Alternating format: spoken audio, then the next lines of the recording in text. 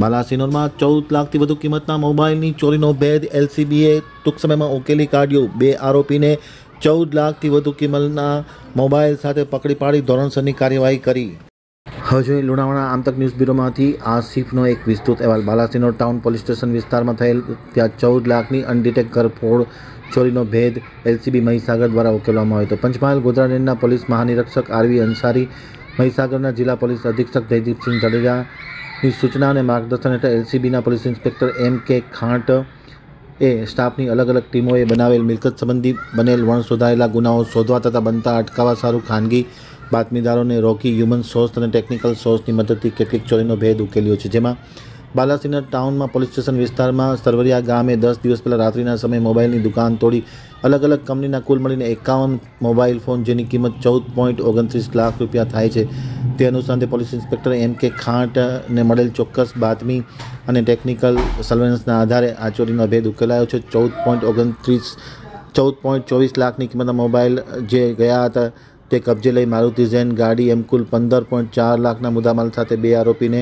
ઝડપી પાડ્યા છે। આરોપીએ અન્ય ચોરીની પણ કબૂલાત કરી છે અને તાત્કાલિક અસરથી પોલીસે અને રિમાન્ડની માગણી સાથે વધુ ચોરીનો ભેદ ઉકેલાય તેવી કામગીરી કરવામાં આવી છે। સમગ્ર કામગીરીમાં પોલીસ અધિકારી M K. Khant, police sub inspector P M. Makwana, K C. Sisodiya, ASI Dharmendrabhai, head constable Dharmeshkumar, Madhavsinh, Mahipalsinh, Dilipkumar, Pankajsinh, Bharatbhai, Shaileshkumar, Ashwinkumar, Vikramsinh, driver Subhashchandra, Dineshbhai સહિતના લોકો રોકાયા હતા અને એલસીબી પોલીસે આરોપી ફિરોઝ સન ઓફ મોહમ્મદ રફીક ભિસ્તી રહેવાસી સિગલ ફળિયા મીમ મસ્જિદ પાસે ગોધરા તાલુકો પંચમહાલ જિલ્લો પંચમહાલ તથા સિદ્દીક સન ઓફ મોહમ્મદ રફીક ભિસ્તી વાળાને પકડી પાડી ધોરણસરની કાર્યવાહી હાથ ધરી છે।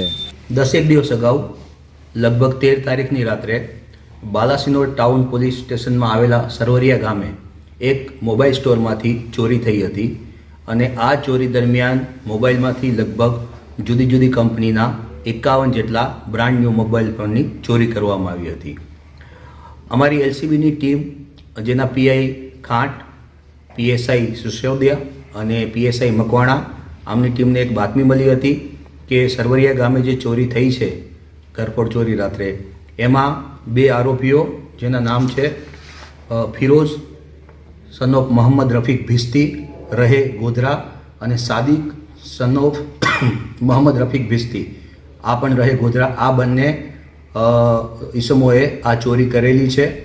તેથી આ લોકો જ્યારે ચોરીનો માલ લઈ અને વેચવા માટે એક જગ્યાએ જતા હતા આ બાતમી અમારી એલસીબીની ટીમને મળતા એલસીબીની ટીમ તુરંત હરકતમાં આવી હતી અને ચોક્કસ જગ્યાએ એમની ગાડી રોકતા એમના ગાડીમાંથી આપ જોઈ શકો છો એવી રીતના તમામે તમામ 51 મોબાઈલ ફોન રિકવર કરવામાં મહીસાગર એલસીબીને સફળતા મળી છે। આ ટોટલ મુદ્દામાલ 51 મોબાઈલ ફોન અને એમને જે ચોરીમાં ઉપયોગમાં લીધેલું હતું વાહન એ મળી અને ટોટલ 15 લાખથી પણ વધુનો મુદ્દામાલ કબજે કરવામાં એલસીબી સફળ થઈ છે। સાહેબ, કેવી રીતે આ લોકોએ ચોરીને અંજામ આપ્યો હતો? આ બંને વિરુદ્ધમાં હજી સુધી કોઈ પણ ક્રિમિનલ રેકોર્ડ નથી એટલે આ લોકોએ અમારા ઇન્ટ્રોગેશન દરમિયાન એવું જાણવા મળ્યું છે કે મહીસાગર જિલ્લામાં, અરવલ્લી જિલ્લામાં, ગોધરા જિલ્લામાં અને ખેડા જિલ્લામાં નાની નાની ચોરીઓ કરેલી છે। પછી નાની નાની ચોરીઓમાં એમને સફળતા મળી અને ફાવટ આવી ગઈ એટલે એમને મોટો હાથ મારવાનું વિચાર્યું હતું અને એના માટે એ લોકોએ 50,000 રૂપિયા દઈ અને એક મારુતિની ઝેન ગાડી ખરીદી હતી જેના કારણે એ લોકો ચોરીનો ઉપયોગ કરી શકે અને આપણી ચોરીમાં પણ આ એમને ઝેનનો ઉપયોગ કરેલો હતો। એમાં એવું છે કે આ લોકો જ્યારે રાત્રે 13 તારીખના રાતે આ મોબાઈલ ફોનની શોપ તોડી એની પહેલાં એની લગભગ 2 થી 3 દિવસ સુધી એની રેકી કરી હતી કેવી રીતે ચોરી કરવી, કયા સમયે કરવી એ બધો પ્લાન એમને નક્કી કર્યો હતો। દુકાનનું શટર એમને ગેસ કટરથી તોડ્યું હતું અને એ ગેસ કટર પણની અમને માહિતી મળી ગઈ છે। ગેસ કટર પણ અમે લગભગ આજે રિકવર કરી લઈશું।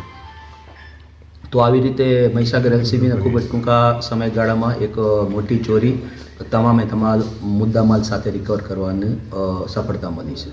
સાહેબ, કુલ કેટલી કોસ્ટનો મુદ્દામાલ ઝડપી પાડવામાં આવ્યો? 14 લાખની કિંમતના મોબાઈલ ફોન છે. લગભગ બધા જે 15 મોબાઈલ છે એમાંથી લગભગ 2ને બાદ કરતાં લગભગ બધા જ મોબાઈલ પેટી પેક છે, બ્રાન્ડ ન્યૂ છે અને આ લોકો વેચવા માટે જ જતા હતા. અને એમનું વાહન જે મારુતિ જેન જે એમને ચોરીમાં કામે ઉપયોગમાં લીધું હતું એ પણ અમે ઝડપી પાડ્યું છે. તો આમ ટોટલ 13 થી 13.5 લાખના મોબાઈલ ફોન્સ અને 50,000ની કિંમતનું એમનું મારુતિ જેન વાહન, એમ ટોટલ બધું થઈ અને બીજી સામગ્રી ગણીએ તો 15 લાખની વધુનું મુદ્દામાલ મહીસાગર એલસીબી કબજે કરેલ છે. ઓકે.